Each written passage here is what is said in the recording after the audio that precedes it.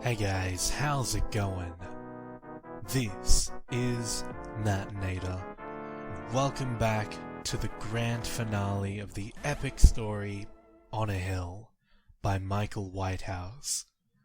But before we finish this story, I'd like to let you guys know that our Mr. Michael Whitehouse actually published this story in greater detail on Amazon, so if you're interested in that, please find the link in the description.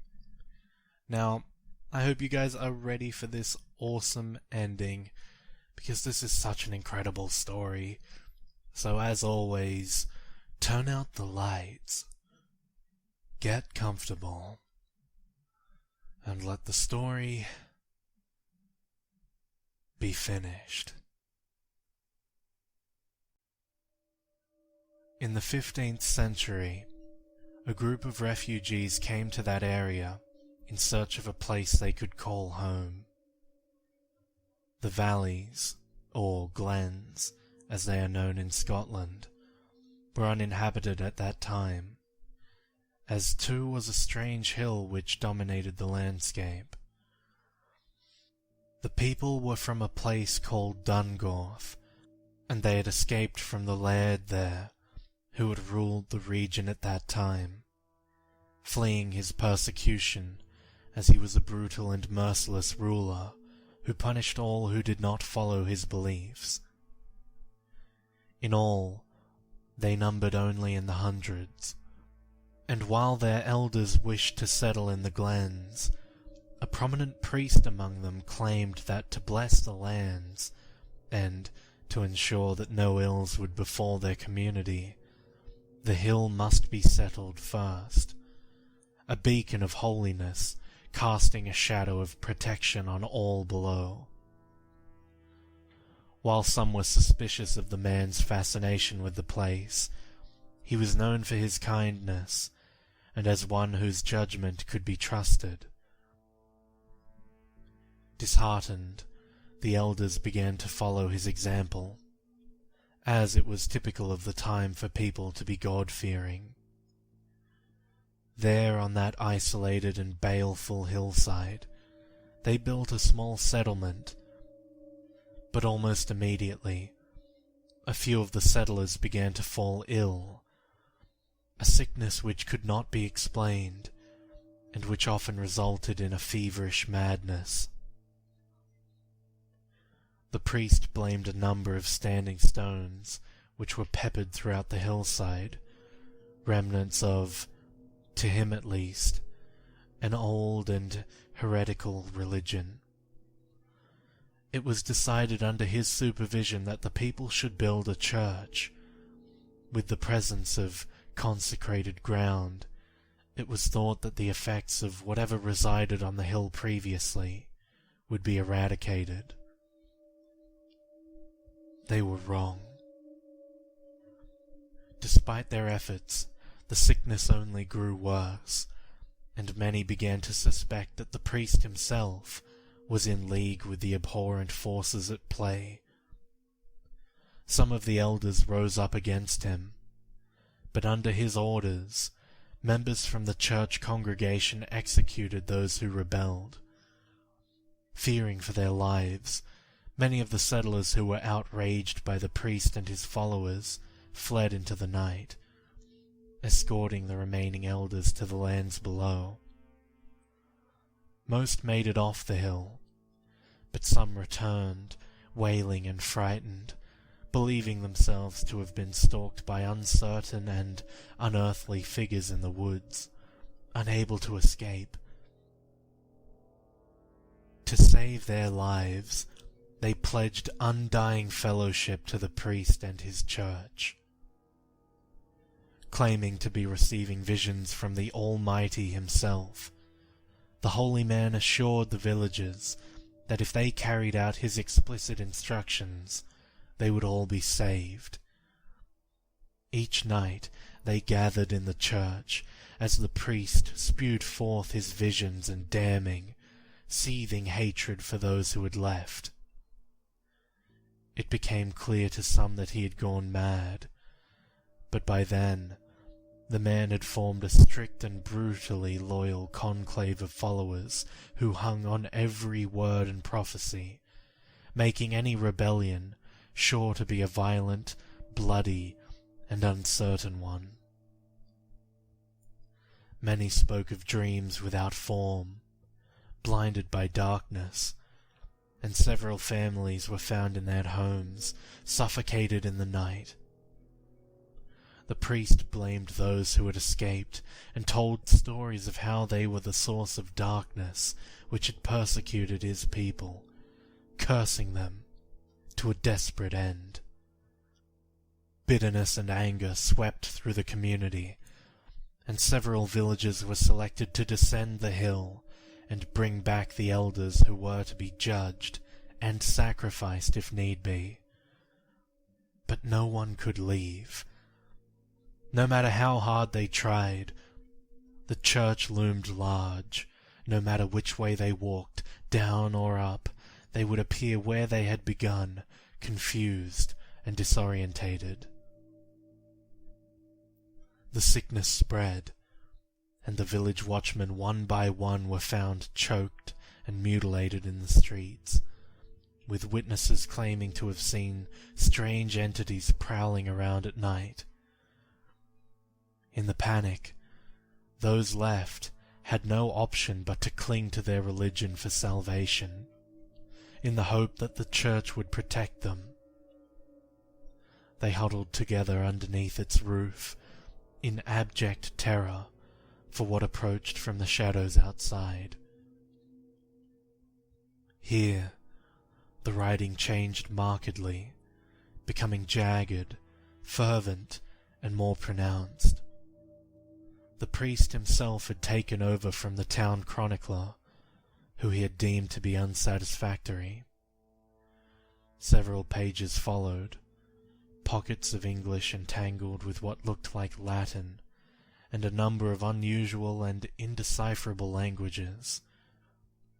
Each page was filled with pain and scorn for those who had left, and then the words just stopped.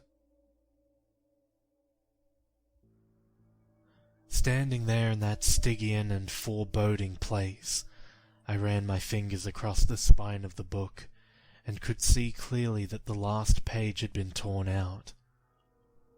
What it contained, I do not know. I felt overwhelmed by the account, which I had just read, as a very real and palpable fear surged throughout my body. The thought occurred to me that the accounts of the sickness which had plagued the exiles of Dungorth seemed remarkably similar to John's experience. I could not avoid the coincidence, and I began to suspect that something had in fact affected him after all. Something tangible. Perhaps a contaminant in the ground. A poison, maybe. I had read about pockets of methane gas escaping through the earth and at sea, which had killed many, but it was not out of the question that something similar, perhaps in a smaller dose, could in fact have caused mass hallucinations, sickness, and even madness. It was the most feasible explanation I could come up with. Yet, why had I not been affected? Perhaps, as the chronicle had stated, some people were more immune to the contaminant than others. My attention now turned once more to the grave, or at least what was left of it. I wondered what the people did with the body of that loved but hated priest, assuming that was who the father referred to. Did they rebury it in another location? Perhaps his followers were worried that his grave would be vandalized. The answer became clear to me almost immediately. They had burned him in his grave, under the very church he had built, the hole where his body once lay, now marked eternally by the blackened stains of smoke and ember. I shuddered at the thought that he may have been thrown down there and set alight while still alive. The air now grew noticeably colder, but this was not what marked the beginning of my ordeal. I leaned over, looking closely at what I saw on the rim of the grave. I could not bring myself to believe it. There, on the brim of the hole, was a callous signature left by the church's former attendant. In the darkness, I must have missed it, but now it was unmistakable. There on the edge of the grave was a handprint, blackened and burned, as of someone clawing their way out of their eternal and forsaken pit. My breath spiraled slowly out of my mouth, congealing in the icy surrounds, while my heart raced at the mere possibility of what had risen from that hole in the ground. As the air grew colder still, I stood up and made my way to the foot of the stairs. I had to get out of there, into the sunlight, into the open, and it was then that I heard it. At first it was merely the impression of a sound, then more definite, rising in intensity and clarity. Something stirred above. People, many of them, groaning and lamenting, crying for their lives in unison. Chants in the darkness, both Christian and of something older, a fetid religion that had been best left in the ground. As the wails of misery ascended, a single voice rose up out of the cacophony, deafening and terrible. It spoke of the end of days, of betrayal, and of unimpeded sin. The voice yelled and screamed, renouncing all who did not listen. A vengeful sermon from that stone altar above. I cannot put the fear I felt into words. Alone in the cold darkness of a defiled crypt, with no way out other than up and into that church hall, where something hideous now relived forgotten and terrible times. The screams grew louder, as the banging and scuffing of feet rushed toward the staircase, towards where I stood. Such pain in those voices. I ran in terror as they flew down the ancient staircase toward me. Without thinking, I jumped down into the empty grave, switching the light from my phone off, and found myself cowering, shaken to my very core by the agonizing voices which cried out against the world, and one another in the next room, hate and utter despair at evil both outside and in. The roar of agony increased, men, women, children, weeping and cursing a God they believed had forsaken them. Accusations, persecution, and the tearing of flesh. Then, silence. I clung to the bottom of that charred grave with my fingernails etched into the soil. Any skepticism I had for unseen and hidden forces had receded. Shaking violently in the cold bleakness, I waited for several minutes before switching the light of my phone back on. Peering over the brim of the grave, I pulled myself silently onto the floor. The rooms were empty, all but for the broken bones and skulls of the countless lives ruined by whatever evil lay in that hillside. I finally plucked up the courage, and with nerves shredded and beliefs shattered, I climbed the stairs slowly, scared rigid at the thought of what might be waiting for me at the top.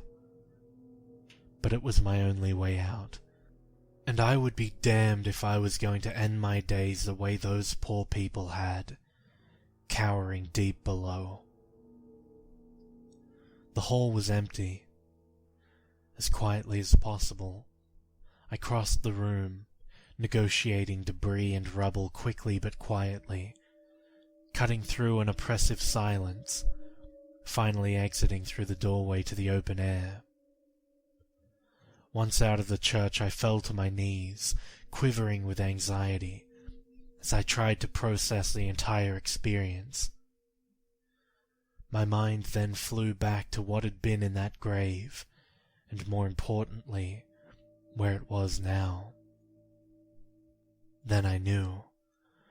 Running as fast as I could through bushes and thickets, I reached the path quickly, unimpeded by whatever evil had blocked the settlers' escape.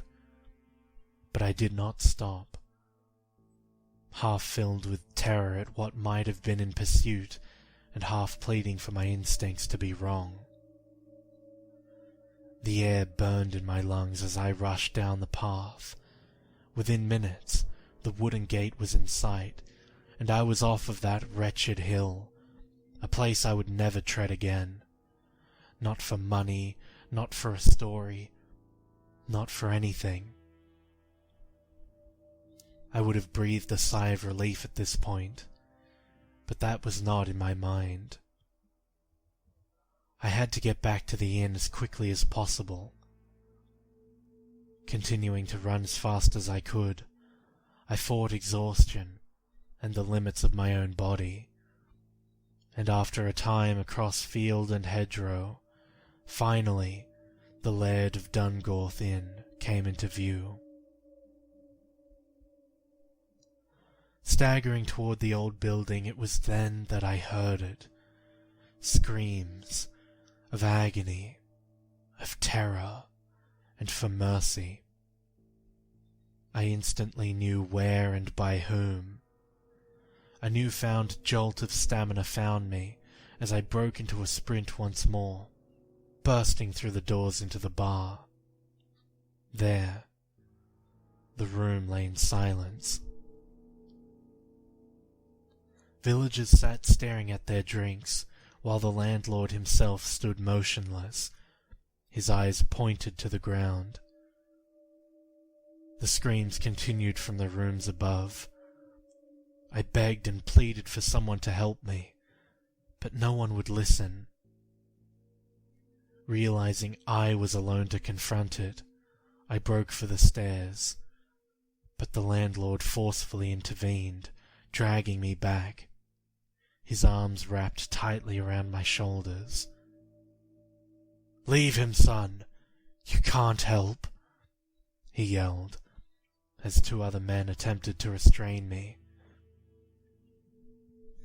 I thrust my elbow into the stomach of the landlord behind, and then barged past the two men, knocking one to the floor. Tearing up the stairs, I followed the awful cries straight to John's room. The door was locked. Thrusting my shoulder against the door again and again, it cracked and splintered against my efforts.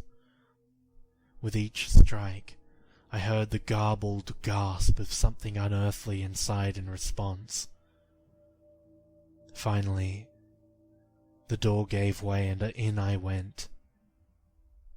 For a moment, I glimpsed something which looked like a man. At least, something which once was alive. Blackened and burned, it turned its head as if to stare at me. I cannot say whether it truly saw me, as it had no eyes to speak of. In its grip was the crumpled and lifeless body of John R. Then it turned, wriggling through an open window, carting the poor man's body behind. They were both gone. The room then took on a volatile and fluid appearance. I do not know if it was the exertion of my efforts, or just being in proximity to that grotesque miscreation, but a sickness overcame me, seeping through my stomach, and as I lost consciousness, I cried out in helplessness. 5. That was several days ago. It seems I banged my head against the floor when I collapsed, and somehow injured my leg in the process. The village doctor who examined me prescribed some antibiotics for what he believed to be a stomach infection, and a sedative which helped ease my anxiety.